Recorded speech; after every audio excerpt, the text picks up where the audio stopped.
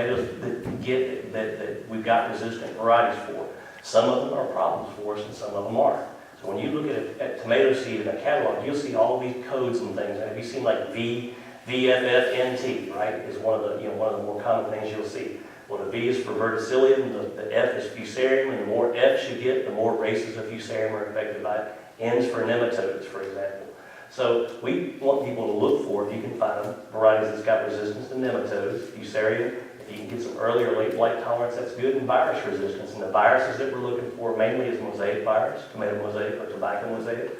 But if you had problems with tomato spotted wilt virus, they've also got varieties like that. Now you probably have already started your plants, right? What's everybody growing here in this area?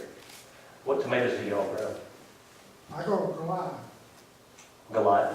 How about any of the Mountain series, like Mountain Fresh Plus or Mountain Magic, Mountain Merit, or anything like that? I'm trying Mountain Merit this first year I've tried one. Okay. And I've used Mountain Fresh before. Okay. Yeah, Mountain Fresh Plus has got some benefits. If we look at the two foliar diseases, the fungus diseases that we deal with, you see with early blight, there's a couple that I got mentioned up here. There's one called Defiant, Legend, there's Mountain Fresh Plus, Mountain Supreme. It's got some early blight tolerance. There's no tomato variety that's been released yet that is immune to early blight. They'll all get it to some degree, but the ones that have this tolerance to it won't get it as bad as the susceptible ones. I didn't put it up here, but if anybody grows those paste tomatoes, the Roma types, Roma tomatoes get early blight, don't get it as bad as the slicer types, just as a rule. All the Romas tend to be tolerant to early blight, just kind of the way it is. There's some plum, if you grow plum or cherry, there's a Mountain Magic and a Plum Dandy. Now late blight, up until 2009, we never gave a thought to recommending a variety for late blight, just because we don't see it very often. But I think that this year, if you had a variety that had some late blight resistance in it, this might be the year. Since I think it's out there in the environment, this might be the year. And one of the things that I think is a good one is Mountain Merit. Now, with the way this thing works, you'll see I've got stuff up here. Anybody grow like heirloom tomatoes like Brandywine? There's one called Brandywine. There's Tigerella. Sometimes I think that one goes by Mr. Stripey too, right? Mr. Stripey. Those have some natural tolerance, just from the way they've been selected over the years. They got some natural tolerance to late blight.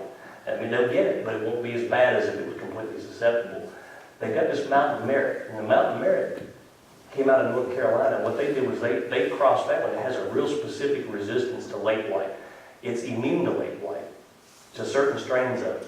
There's 23 different strains of late blight that are common in the U.S., but from one year to the next, it tends to kind of stay in one little group. And for the last 3 or 4 years, the Mountain Merit has been immune to the strains that we've been getting in this part of the United States. So there's pretty good reason to believe that if we had late blight carry over on potatoes last year, it's probably the strain that would be affected by that resistance. And so that would be a good variety.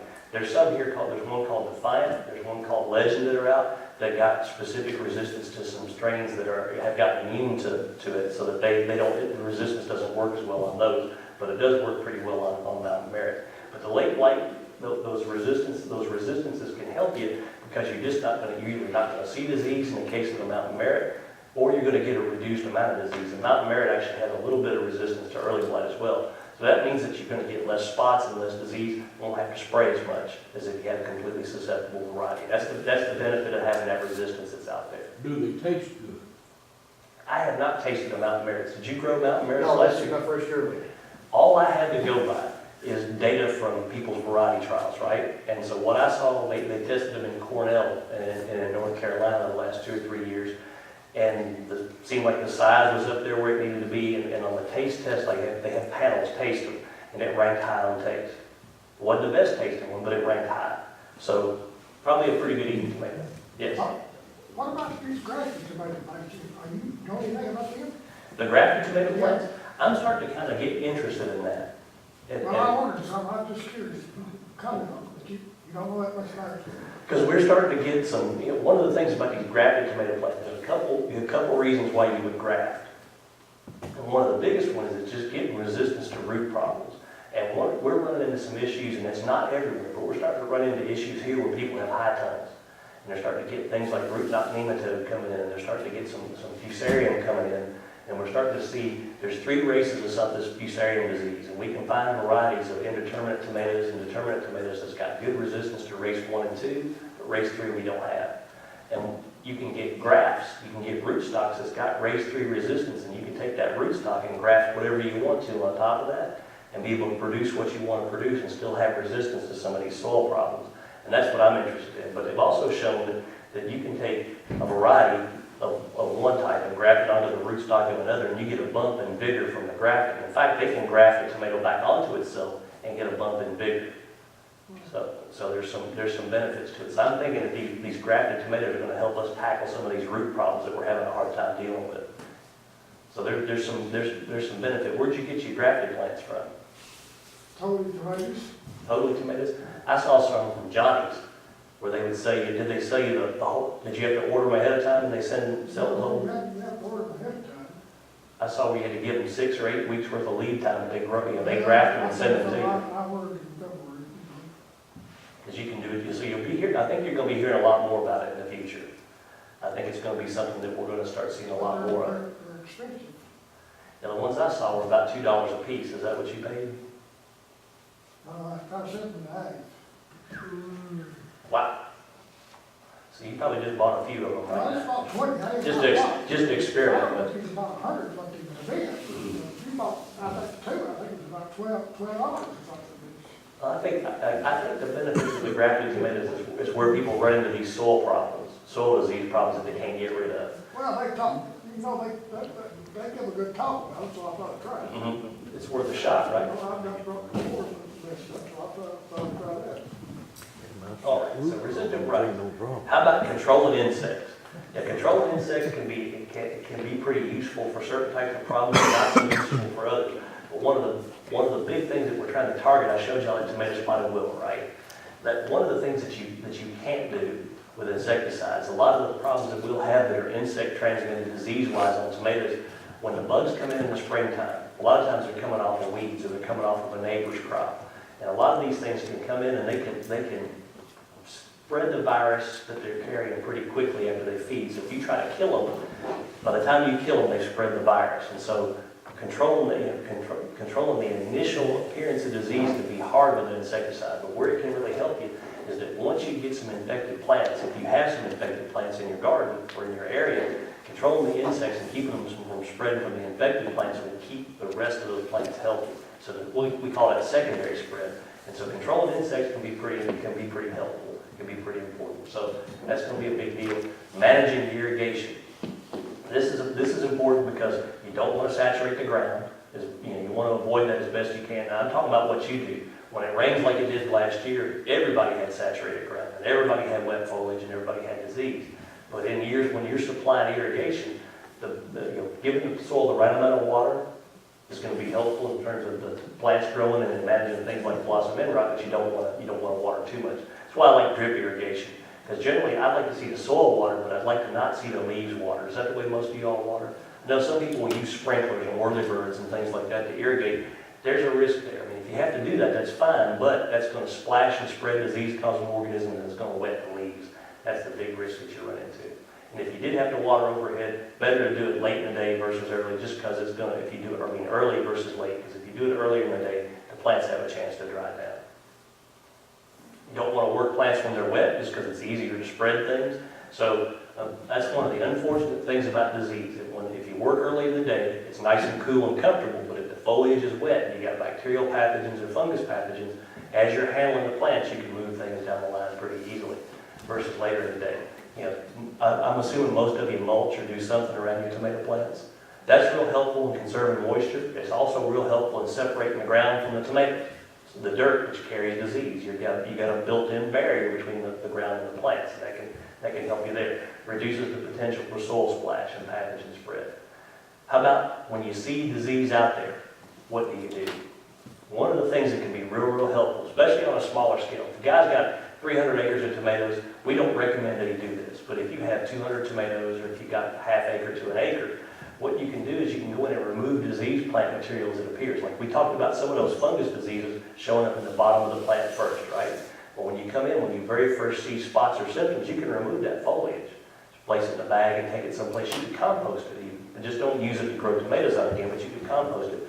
You get it out of there, and that removes a source of disease that can spread, and it'll also kind of open up the bottom and let the air move through better. It can be real helpful. So it works on foliage, it works on whole plants. But the trick is, what you're doing is you're preventing further plant to plant spread, but you want to do it as soon as you see symptoms, because if you wait too late, what happens? Here's an example up here. This is not a disease you see very often in a garden, but I wanted to put it up here to illustrate the point. It's called bacterial canker.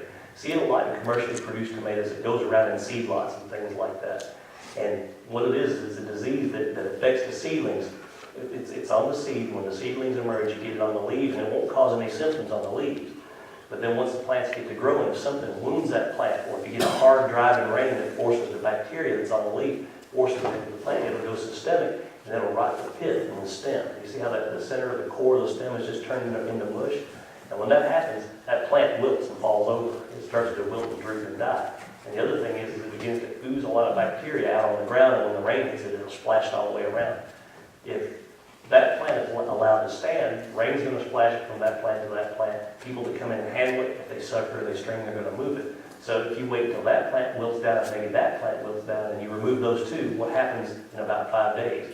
That plant starts to wilt, and that plant starts to wilt. So if you caught this when this plant first started to wilt, it might have kept it from spreading. If you wait to see more plants wilt down, you may find yourself snatching plants out every day until you got none left, which might be a good thing, right? If you're busy, it might be a good thing to run out of those. But if you catch it early, it can slow the spread of disease. Just remember to do this when it's sunny and dry, just because of the risk of handling diseased tissue and spreading disease.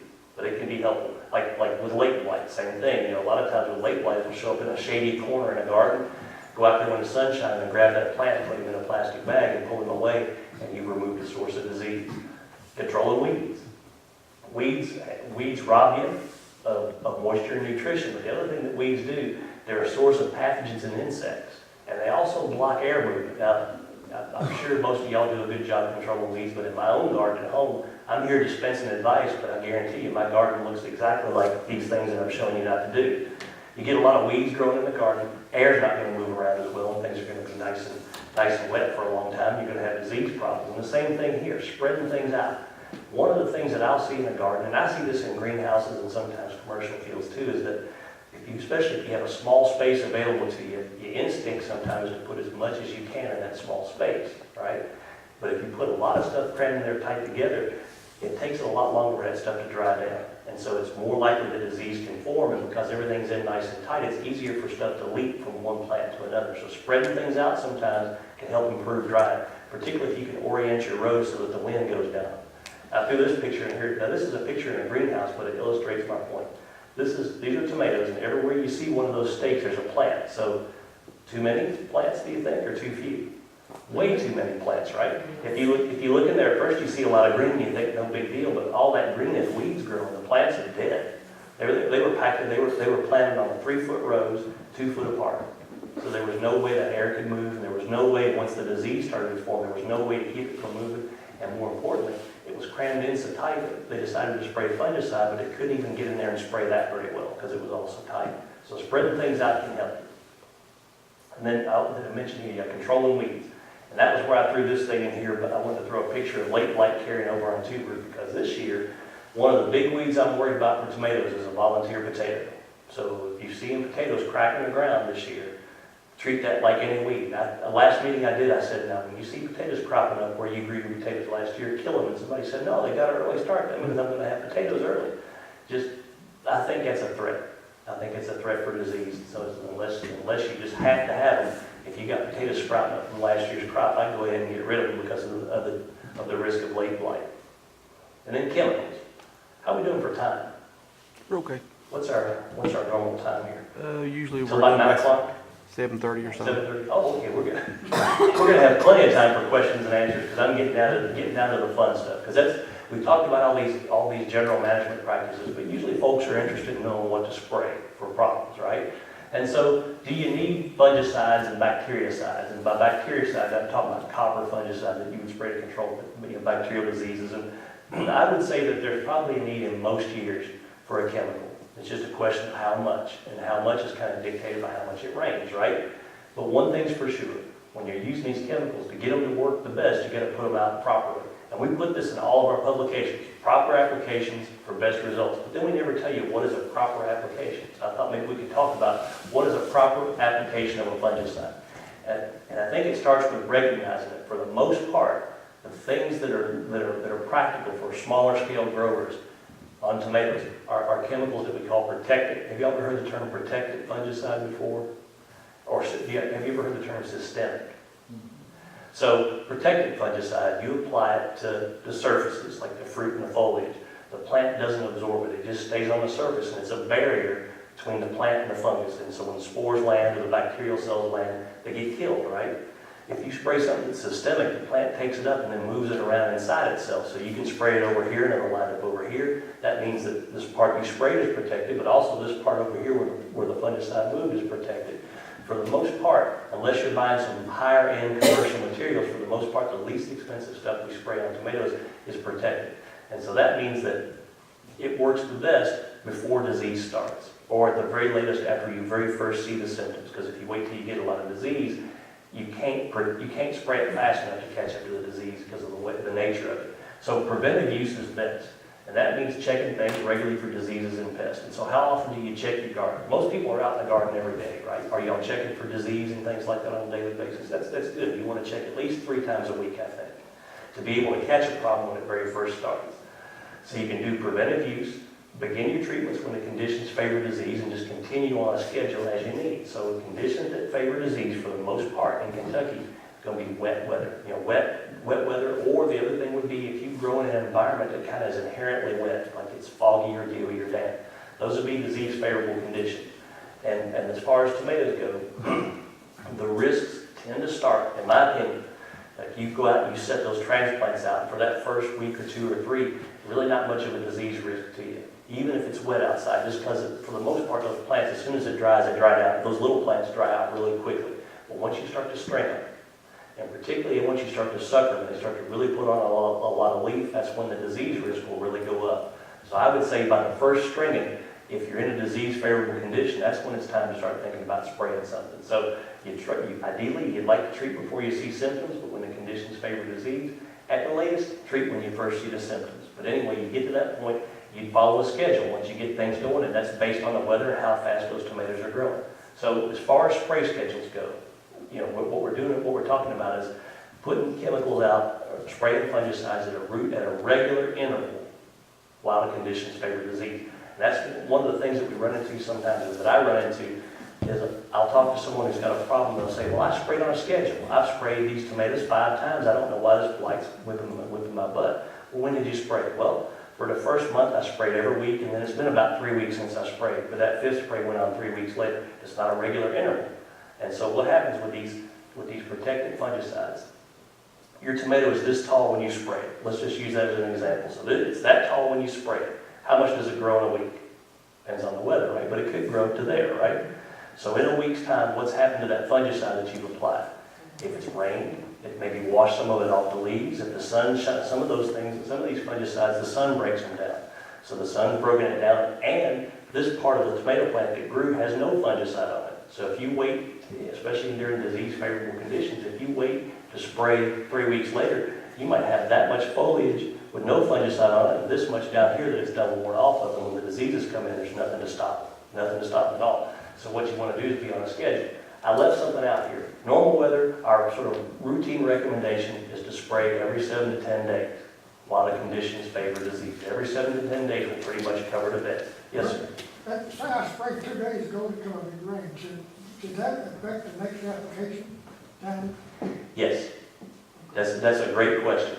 And that falls into the category of wet weather. That stuff that you sprayed, if you got it on there and it had a chance to dry, most of the chemicals that you buy can withstand a little bit of rain, an inch or 2 of rain. But if it's raining hard, 3 inches, or if you get a couple showers in a row, it's probably going to wash most of that off.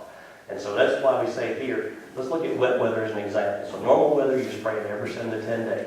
Why you think you're going to get some disease favorable conditions. If the weather's calling for more rainy weather, now it's hard to spray in the rain. You can't spray in the rain, but during rainy periods, you want a shorter time between your sprays, as little as 5 days to 7 days. And you could go even 4. It depends on what you spray. They'll tell you what the minimum retreatment interval is, but for most of the common garden fungicides, it's 5 days. So spraying every 5 days might be what you need to do to replace what gets rained off is really what you shoot for. On the flip side, in dry weather, you may not have to spray at all. if you got, you've been managing things pretty practically, you've removed whatever disease tissue you find, and if things aren't getting too damp, you might not have to spray it all. Or if you find that it's damp at certain times of the day, you may consider spraying every 10 to as much as 14 days, 10 to 14 days. So the drier it is, the less you have to spray. That makes pretty good sense. The biggest thing is, with all this, no matter what you use or what schedule you use, is getting really good coverage of the foliage, because the fungicides themselves, they do an okay job of protecting things, but whatever you don't cover when you spray, it won't be protected. That's usually where the diseases will get you. And I'll show you what happens here. On these big tomatoes, let me find something, if I've got a picture here of a nice, thick, rank, here we go. So tomatoes like that, you can see, look at that's early blight on those tomatoes. And notice how all that's kind of right there in the middle of that particular, I'm not showing you the whole field, but the tomatoes were about that tall and it was all right about here. The guy that was spraying these was using just a backpack sprayer and just making a pass down one side and making a pass down the other. So for the longest time, things looked beautifully. But that fungicide that he was spraying, the main stem is here and the leaves are out here. He wasn't getting any fungicide inside. And so the rot actually started from the inside and worked its way out where the coverage wasn't. So you got to get good coverage. What do y'all use mostly to spray your fungicides with, like a pump-up sprayer or a backpack sprayer? Just try to get as much pressure as you can. This would be what I would say to do. And if you have to slow down and kind of force it in there, that will make a difference in trying to get it covered. If you have one of those mist blower sprayers, if anybody use a mist blower, those are pretty good for small scale. Just you got to spend a little money on them. You spend $600-700 on one. Depending on how many tomatoes you have, it may or may not be worth having, but that'll give really good coverage. It'll be a mist blower. All right, let's see here. Oh, so yeah, using chemicals to manage diseases. Make sure your product can be used on what you're trying to spray it on. Now, for some things, it's not a big deal, but what we run into a lot of times, where do y'all buy your garden fungicides or the fungicides you spray? Is there a farm supply or a garden supply store nearby? Have you noticed that if you buy these products, it can be a little bit confusing sometimes. It'll say garden fungicide, for example, but when you read the fine print, they're talking about a flower garden. Or it may say fruit fungicide. If you look at it's just tree fruit. So it can be a little bit confusing to know what to spray. So you want to make sure the product that you're using can be used on what it is you're trying to target. So what we made here a few weeks ago, or a few years ago, was a little guide to fungicide selection. That kind of, what it does is, if you look at this, and I'm going to hand this out, but across the top, we got the names of the common chemicals that you can use for disease control in fruit and vegetable production, home fruit, home vegetable production. And we use what's called the common name of the fungicide. So everybody's familiar, if you've heard of diethane fungicide before, well, that's the trade name. The common name is called mancozeb. That's the chemical that's in it that's doing the killing. So we've listed the common names across here, across the top. And then down here we've listed the crops that you can use them on. If you go and look at this table, wherever you see an X, that particular product can be used on that particular thing that you're trying to spray. And then if you go inside, and if you look up the common name, you'll find in this table, wherever that name is listed, you can find the names or the brands of the chemical that stuff's being sold under. And so we're going to go through and talk about some really useful chemicals to have, but I thought I would share that with you if you thought that would be useful. All right. So we got to talk about safety next, is that right? So yeah, we're talking about safety. So make sure you can use it on the product to be sprayed. And the reason I bring this up, I had a guy come up to me in a meeting one time and he said, I've been spraying Captan on my tomatoes for the last however many years. Is that okay? No, that's not okay. Captan can't be used on tomatoes. It can be used on strawberries and apples and things like that, not tomatoes. And that's why getting a chart like that can be helpful. Using the correct rate. Making sure you've got some good quality measuring spoons, cups, and things that are marked so that you can measure things out accurately is pretty important for a couple reasons. One thing, as you're measuring things out, if you don't use enough of something, how well does it work? It may not work all that well for you at all. If you use too much, what can happen? Well, at the very least, you just waste your money. If it says use a teaspoon and you use a tablespoon, that's 3 teaspoons or 2 teaspoons too many. The other thing that you can run into is that not all of these, but some of these chemicals on the list, if you go high on the dose, it can burn your plants. They can cause some injury. And then the last thing, a lot of these chemicals tell you, like, when's the last time you can, the interval between spraying and when you can harvest and eat that produce. It's called a minimum retreatment interval. Sometimes they call it pre-harvest interval. The pre-harvest interval is determined based on using the right rate. So if you go high, if you use too much, you may wind up even though if you're using Bravo, for example, or copper that says you can spray it for the day you pick, if you double the dose, you may have a higher than normal residue on that fruit. So using the right rate helps you with the residues too. Calibrate your sprayers, making sure that you're making sure it's putting out what it's supposed to put out. Wearing the right safety equipment. You know, most of these chemicals are real safe. All the fungicides are very safe. There's no, have you ever heard the term chronic toxicity versus acute toxicity? An acutely toxic compound is something that if you get enough in you, it's going to drop you right there. Chronic is something that the more you get exposed to it over time, you can build enough up in your body to kill you. There's no toxic fungicides. Now some of these things, if you get too much residue on it, you might grow a third arm somewhere down the road. I'm kidding. But there are some, you just don't want to get pesticide on you if you can avoid it. They're safe. Again, you don't want them on you. So having gloves, is PPEs, personal protective equipment, wearing the right gloves, safety glasses, try to get good coverage. So those are the things. Now, what do you want to have for use in the garden? What I wanted to do next is talk about some common chemicals. Now, I'm going to talk about some chemicals here on the list, and in that table that I handed out. I'm also going to hand this out. And a lot of these chemicals that I've got on this list, if you grow on a larger scale, if you've got a few, say like a quarter acre or half acre, just a backyard garden, buying chemicals in these small quantities like you'll find on this sheet are pretty practical. If you've got half acre, an acre, a couple acres or something, some of these same chemicals are available in commercial quantities and they're actually more concentrated and more affordable.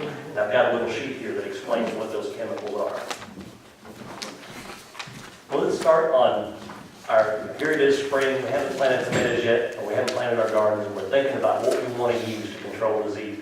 What would be the things that would be good to have on hand? One of the things I think of, tomatoes is needing fungicide. I think of some of the vine crops as needing fungicide. And I like, when I'm recommending products for you guys to use, I like to think about things that you can buy and use on the multiple crops that you grow. That's, broad spectrum is something I think is very, very useful. And this fungicide, chlorothalonil, fits the bill. This is an old fungicide. It's been around for a long time. It came out in the 1960s, but it's broad spectrum. As you can see here, broad spectrum covers a lot of different fungus diseases. Well, those main blights that I showed you, early blight, the septoria blight, the late blight. This is a pretty good protectant for those blight diseases. It won't help with bacteria, but it will help with those. The other thing that I like about chlorothalonil, you can use it on a lot of stuff. So if you're growing snap beans, for example, if you've got cole crops, cabbage or something, if you're growing carrots or celery, sweet corn, vine crops, onions, peppers, potatoes, tomatoes, use it on a wide range of things. So the money you invest in that product, you can use it on multiple things if you want to, so you're getting a lot of bang for the buck. It's also very safe. You can see here the pre-harvest interval for most of these applications is 0 days. There's a couple things in that beans, you got to wait 14 days between spraying and picking. But tomatoes and most of these other things you can spray, and literally within 4 to 8 hours you can be picking it if you needed to. So again, very, very safe. Here's the brands that you can get that are available in small quantities. There's Bonide products. Y'all familiar with Bonides? They got lots of different types of things that are out there in usable quantities for a small grower. But there's the Bonide Funganil, there's the concentrate, and there's the RTU. And I always tell people this: if you go out and you're buying one of these products, you're always better off getting the concentrate whenever you can, just because there's more of it. You can mix it up as you need, and you're going to get more bang for your buck. Anytime you see RTU, that means ready to use, and they'll sell a spray bottle. You're buying water is what you're buying. And you want to buy a concentrate if you can. But you can see there's several different brands that are out there. Bonide Funganil, there's Fertilome, broad spectrum garden fungicide, Garden Tech, Daconil is one you can find at Walmart, for example. Orthomac garden disease control, Southern Ag liquid ornamental vegetable disease control. That's a very useful thing to have. Another good thing to have is copper fungicide. And sir, you've got a bottle of copper fungicide here of the Bonide, right? Copper fungicide is good for a couple things. It's really the only thing that will control bacterial disease. Copper fungicides are. But it's also not a bad protectant against some of the particularly late blight on tomatoes. It works pretty well on. And just like the chlorothalonil, the copper can be used on a lot of different things. So it's it's used on fruits and vegetables. And the nice thing about it is, of the things that I'm recommending to you, it's probably the safest. It's got a 0-day pre-harvest interval. It's relatively safe to use around the garden. Does anybody grow organically or interested in growing organically? Okay, maybe not here, but in some places where we do these meetings, there are people that are interested in doing things organically. Copper fungicides happen to be the only effective organic fungicide, in my opinion, that's out there. And some of the coppers, and you can see these ones that I've got a star next to, like that Bon-Apple liquid copper concentrate, are approved for use in organics. But again, a pretty good protectant. There's this Mancozeb fungicide that's out here. Now for tomatoes, what I like Mancozeb for, if you are worried about bacterial spot, you can mix Mancozeb with copper and make the copper stronger against bacterial disease. The Mancozeb won't control the bacteria, but it'll make the copper stronger, and it'll also help suppress some of those leaf diseases. It's got a shorter list of things you can use it on. You can see asparagus, if you're growing asparagus, there's corn, cucurbits, pumpkins and such, cucumbers, onions, potatoes, and tomatoes. But it's a pretty good protectant as well. The only drawback to that one is it's got a little bit of a longer pre-harvest interval. In tomatoes, you gotta wait 5 days between spraying and picking. So particularly when tomatoes are fruiting, if you're gonna spray a fungicide, safer to use Bravo or the chlorothalonil or a copper. But, I think Mancozeb, I think you can only use it 5 times on tomatoes, can't you? yeah, I haven't looked at that label, but that sounds about right. You gotta limit how many times you can use it too. I think, I could be wrong, but I think you're only allowed to use it 5 applications. I know on state tomatoes, on the commercial side, they limit you in terms of pounds. There's only so many pounds you can use in the growing season, but here in the garden stuff, they may limit you to the number of applications. Well, I could be wrong, but I'm thinking, As you can see, it's got a real long pre-harvest interval. For asparagus, for example, you gotta wait 120 days. So depending on what you're spraying on, you might have to wait a while. But it's available as Mancozeb flowable or diethane is the other thing that you would find it as, but not a bad thing to have. There's one thing that I put down on this list that you may or may not need. It's called myclobutanil. And anybody ever heard of Raleigh fungicide before? As a commercial, it's a systemic fungicide. This is probably more, anybody growing pumpkins or cucumbers this year, gourds or anything like that, powdery mildew can be a real problem on those types of crops. And this is a systemic fungicide. It's the only systemic thing that you can buy in a small quantity. It's called Spectracide Immunox. Now, it's got tomatoes on the label, but the things that tomatoes get, you don't really worry about. But if you're growing cucurbits, a cucumber, a pumpkin, or a gourd or something like that, and you need to worry about powdery mildew, Spectracide Immunox gives you a systemic control for powdery mildew. It's pretty good for that. It's also good, I don't have it on a list, you can use it on beans for rust. If you had bean rust problems before, it works on bean rust too. And then, sounds like we don't have any organic growers here, but there are some biological, what they call soft chemicals. It's based on microorganisms and based on plant oils. There's some lists of things here that are softer on the environment and have very, very low toxicity and low risk. Of course, the problem is that they also have very low levels of control of most diseases. They'll work on powdery mildew and things like that, but for tomato diseases, there's probably not much on this list that would work better than copper. So I would stay away from that if I was growing organically. And then there's the last slide, questions. And we got plenty of time now for questions. I'm sure I've overlooked something. I'm sure you have a question or two. And it looks like we got plenty of time to cover it. Anything that I didn't cover? If you want to use calcium and up your calcium and say, Yes, sir. stop the blossom rot, what's the source of calcium? Y'all mind if I turn this off? I'm tired of hearing myself echo. It's making me self-conscious. So calcium, you were saying things to up your calcium. Yep. Well, of course, you can align with